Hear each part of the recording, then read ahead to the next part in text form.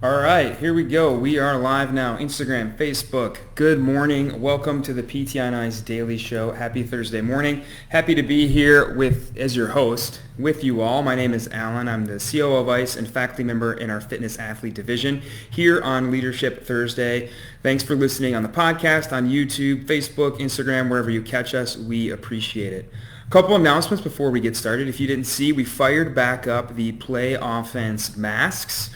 We had a sellout order last week, but we opened it back up. That will close tomorrow. So I'll drop the link here on Instagram and also on Facebook to grab one. That order will close tomorrow, so make sure you grab one if you want one. Courses coming up, just a couple left before the end of the year here. We've got 2 courses this weekend. Total Spine Thrust Manipulation in Milwaukee with Justin Dunaway is coming up this weekend. And then Lumbar Spine Management up in Victor, New York with Jeff Moore is also this weekend. And then our final 2 courses of the year will be the weekend of December 5th and 6th. Zach Long will be down in Baton Rouge, Louisiana for Fitness Athlete Live. And Zach Morgan will be in Nashville at Onward Nashville for Lumbar Spine Management. We also have a couple online courses that are starting this week. Your last chance to jump into telehealth with Rob Vining if you're looking to better learn how to provide telehealth to your patients. Very, very relevant as we go through this second wave of COVID lockdowns. Make sure you jump into Rob's course, and then you can catch Justin Dunaway for Persistent Pain Management also starting and closing up shop on November 23rd. So make sure you jump into one of those 2 online courses if you want to grab an ICE course before the end of the year, before the holidays begin. Leadership Thursday, it's also Gut Check Thursday. We had a short workout last week of push-ups and rowing that many people complained was too fast, too easy. And so this week, a much different workout on deck. We have what we call the Bergeron Beep Test, a benchmark workout created by Coach Ben Bergeron out at CrossFit New England. Basically a VO2 max test for CrossFit athletes. So it's an EMOM, every minute on the minute. You're going to do 7 thrusters, 7 pull-ups, and 7 burpees. The barbell weight is 75 for men, 55 for ladies. The goal there is to hang on and go through that every minute on the minute for as many minutes as you possibly can. And there's some really good data, benchmark data to compare yourself to kind of get an estimate of where you stand and kind of an indirect estimate of your VO2 max using CrossFit movement. So pretty cool workout to try this week. I'm going to hit that later today at lunch. So let's get into Leadership Thursday. Today's topic, this is something we hear often. This is something we especially hear often in our fitness athlete course is, listen, I get it. I'm reading the research on load. I'm listening to what you all have to say about load, but my clinic just can't afford that equipment. I ask my manager, I ask the owner, and again and again and again, I'm told we simply can't afford that $35 kettlebell. We cannot afford that $200 barbell. There's no way I could ever get that equipment. I have nothing in my clinic to load people with. We just have tables and ultrasound machines and no way to externally load people. And this is a topic that gets me really fired up because as a clinic owner, I know that there's money in the bank. Even as a small clinic here with just 3 therapists, there's money in the bank to buy equipment. There will always be money in the bank to buy equipment. And it's a matter of understanding how to educate, advocate, and demonstrate not only your employers, your colleagues, and your patients on why it's important that we have that equipment and how it relates to loading them and long-term outcomes. So the first step is to educate. It's to educate maybe your supervisors, the clinic owner, whoever, on why loading is so important and what it does long-term for the body. And so understanding all the literature we share here in the podcast that we talk about in our courses on why load is so important for long-term change, on why load is necessary to make people more resilient to future injury and to heal faster from any injury they might incur, and why it helps make them overall more robust, strong individuals. So it's really important that we educate on why we need to be loading people, why we need to be getting people testing out their maxes and lifting at or above 60% of their 1 rep max to actually facilitate strength gain. And we need to correlate that to outcomes, right? When people come in, they get better faster when we load them versus if we just are doing unloaded exercises on the table. If we're just doing passive modalities in manual therapy, we need to combine all that stuff with loading to truly finish the plan of care. And so taking the time on your end to maybe offer in services, to sit down and have a meeting with your leadership and let them know why it's important, why the research more and more coming out every day that PTs underdose their patients, and the reason folks go on to get re-injured and get trapped in this cycle of injury and re-injury and rehabilitation is really, at the end of the day, our fault. Yes, somebody may come to us post-op, but once they are handed off from that surgeon, it's our job to make sure they recover. And if they don't recover and they just keep incurring the same injury or get re-injured, then that becomes our problem. And that's kind of what the literature is showing, that the underdosage of load by physical therapists is a big reason for re-injury and all the medical costs that it incurs. So we need to educate on that topic. We need to advocate. We need to understand that we need to be the squeaky wheel that gets the grease when it comes to advocating for our patients to get this equipment in the clinic. We need to be that person that's going to say, if you want me to shut up, you need to buy this stuff. I am not going to shut up. I'm going to ask for it. If we have a weekly meeting, I'm going to ask about it every weekly meeting. I'm going to be that person. I'm willing and able to be that person until we get the stuff that we need to get patients loaded up here in the clinic.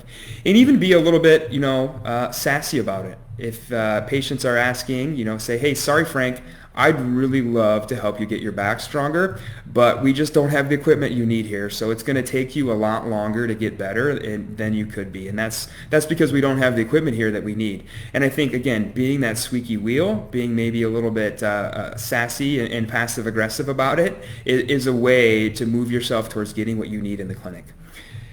And to demonstrate, to show that you're actually going to use this equipment. We go a lot of different places. We teach a lot of different courses at a lot of different clinics. And what do we see? A lot of clinics who have nice equipment that sits collecting dust in the corner, right? There are a lot of clinics with a barbell and a rack and plates, and it's sitting propped up in the corner, and it's clear that it's not being used, right? It's covered in a nice coat of dust. The super nice Rogue bumper plates are still pristine. They show no evidence that they've ever been dropped on the ground or bounced off the ground for some deadlifts.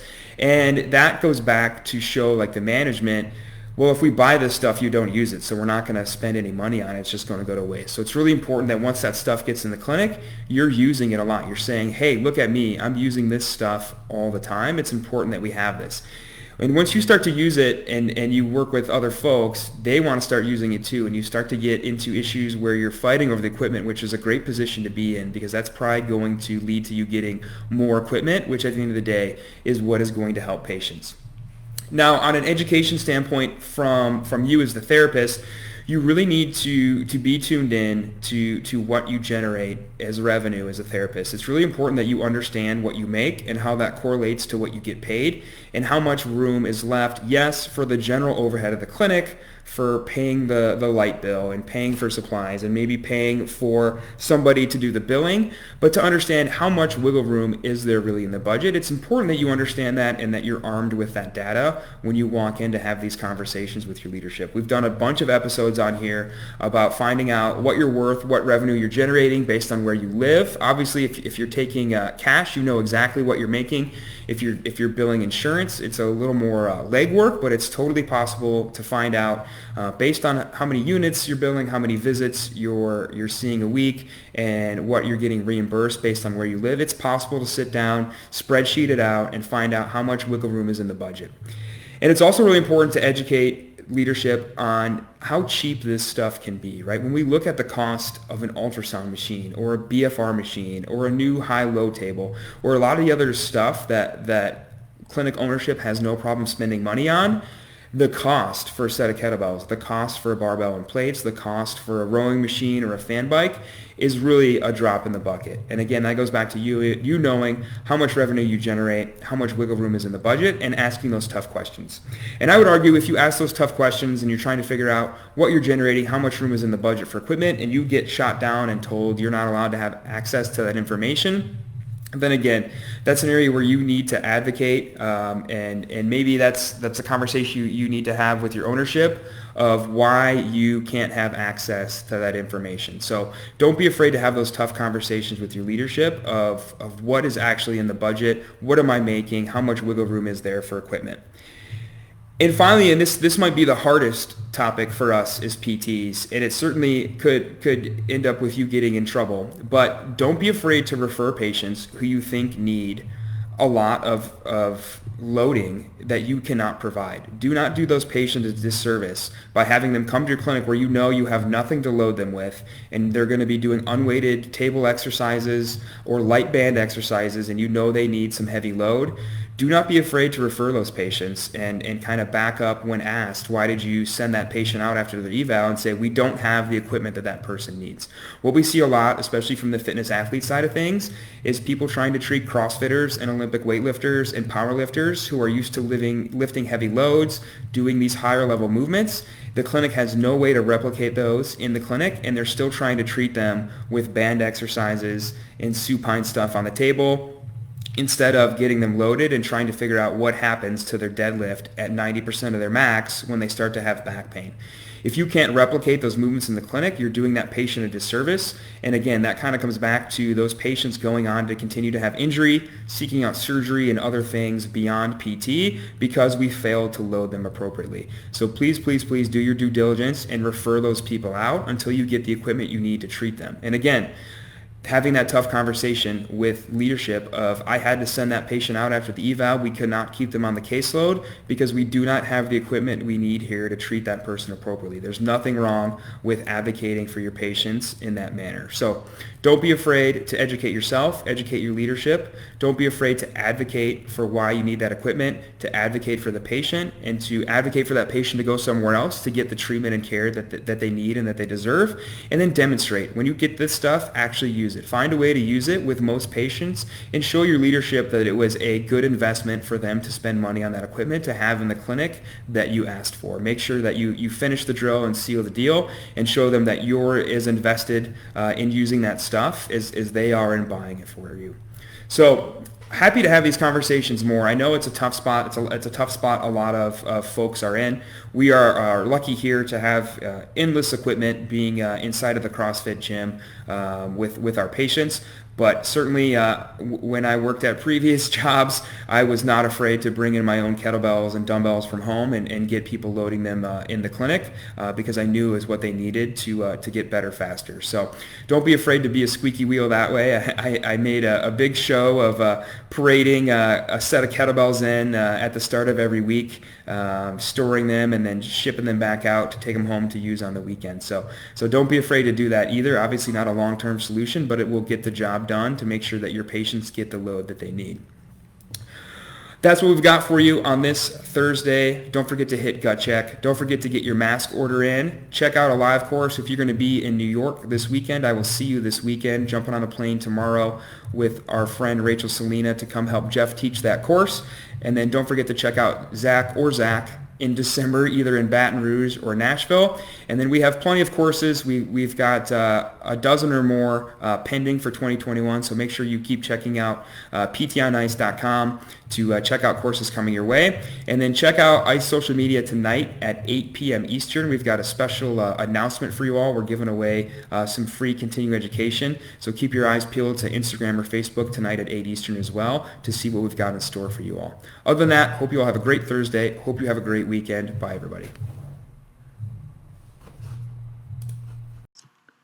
Hey, thanks for tuning in to the PT on Ice Daily Show. If you enjoyed this content, head on over to iTunes and leave us a review. And be sure to check us out on Facebook and Instagram at the Institute of Clinical Excellence. If you're interested in getting plugged into more ICE content on a weekly basis while earning CEUs from home, check out our virtual ICE online mentorship program at ptonice.com. While you're there, sign up for our Hump Day Hustling newsletter for a free email every Wednesday morning with our top 5 research articles and social media posts that we think are worth reading.